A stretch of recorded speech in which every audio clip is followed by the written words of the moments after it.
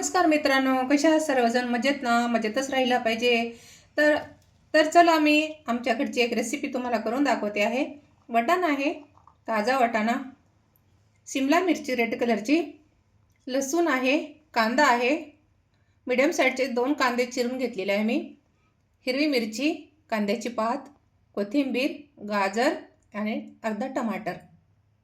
मी इडलीचा रवा वापरणार आहे इथे. इडलीच्या रव्यापासूनच आपण व्हेजिटेबल उपमा करणार आहोत.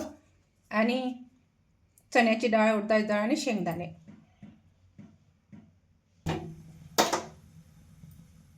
ही कढई ठेवलेली आहे. आता याच्यामध्ये आपल्याला रवा भाजून घ्यायचा आहे. एक पळी तेल टाकलं. आता आपण रवा भाजून घेऊया. तेल छान गरम झाल्यानंतर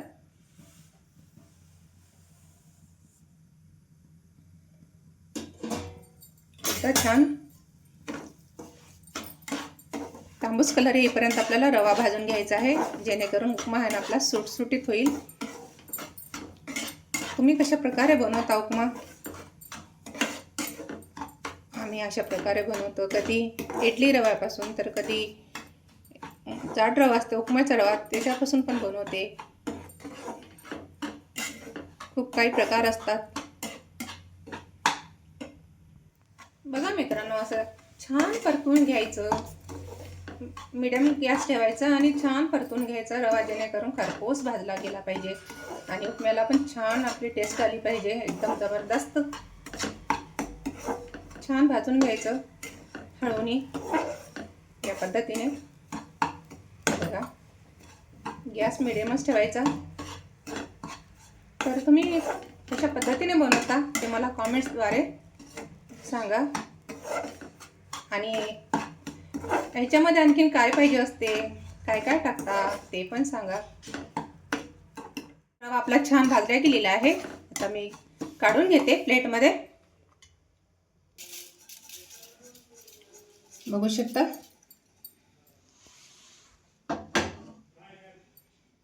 कढई वापरत आहे मी. याच्यामध्ये आपण 2 पळी तेल टाकून घ्यायचं आणि छान तेल गरम झाल्यानंतर, कडकडीत झाल्यानंतर आपल्याला चण्याची डाळ, उडदाची डाळ आणि शेंगदाणे अगोदर भाजून घ्यायचे आहे. तेल छान गरम झालेलं आहे. याच्यामध्ये राई आणि जिरं टाकून घेते आणि ही डाळ हे पण छान भाजून घेते तेलामध्ये. याच्यामध्ये कढीपत्ता पण तुम्ही टाकू शकता. खूप छान असते कढीपत्ता उपम्याला, पण माझ्याकडे अजून कढीपत्ता नाही आहे.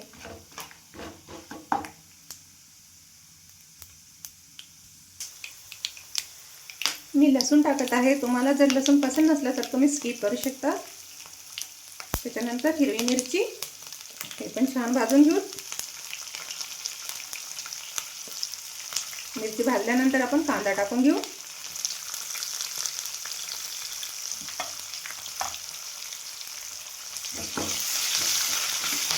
चण्याची डाळ, उडदाची डाळ छान भाजल्या गेलेली आहे. हिरवी मिरची झाल्यानंतर आपल्याला एकदा कांदा टाकून घ्यायचा याच्यामध्ये.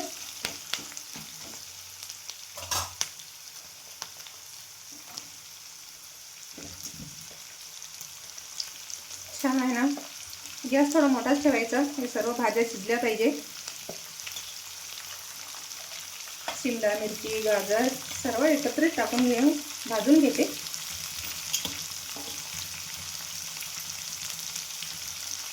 आता सर्व भाज्या उपलब्ध असल्यामुळे अशा पद्धतीने आपण उपमा करून खाऊ शकतो आणि सगळ्यांनाच पसंत येईल. मुलांना पण, सर्वांनाच पण, छोट्यांना मोठ्यांना.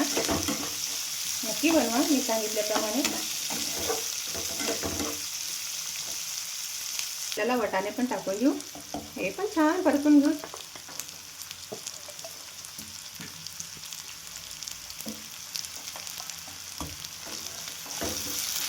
वाटाणे टाकल्यानंतर अंगावर उडण्याची शक्यता असते, तर छान आहे ना हळूनच भाजून घ्यायचं. बघा या पद्धतीने.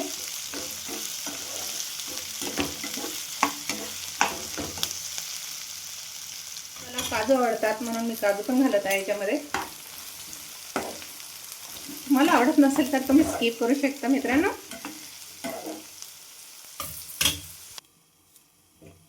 मी झाकण ठेवलेलं आहे इथे. ओलं खोबरं आहे, किसून घ्यायचं या पद्धतीने. कोथिंबीर टाकून घेऊ, त्याच्यानंतर थोडे टमाटर आणि कांद्याची पात पण टाकून घेऊ आता सर्व एकदाच.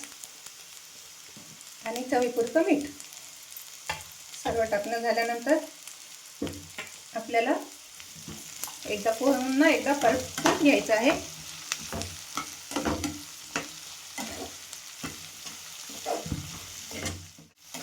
किती सुंदर कलर आलेला आहे आणि व्हेजिटेबल किती छान दिसत आहे याच्यामध्ये.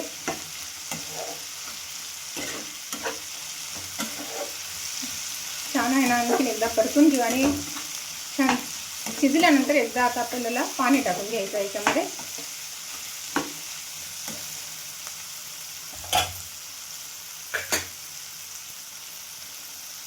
मी पाणी टाकून घेते.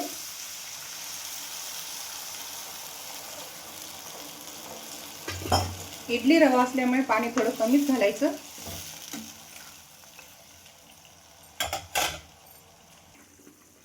आता छान गॅस आपल्याला कमी करायचा आणि रवा टाकून घ्यायचा.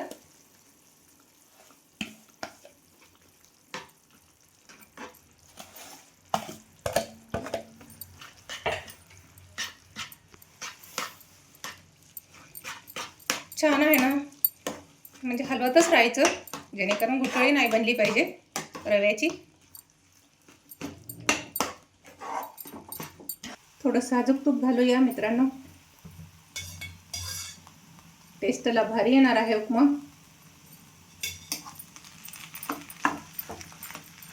घरगुती साजूक तूप. आता आपण एकदा छान आहे ना मिक्स केल्यानंतर झाकण ठेवूया. बघा किती छान झालेला आहे उपमा. मोकळा झालेला आहे. कुठे पण गाठ नाही बनली आणि पाणी पण बरोबर झालेलं आहे. आता मी गॅस कमी करून झाकण ठेवलं.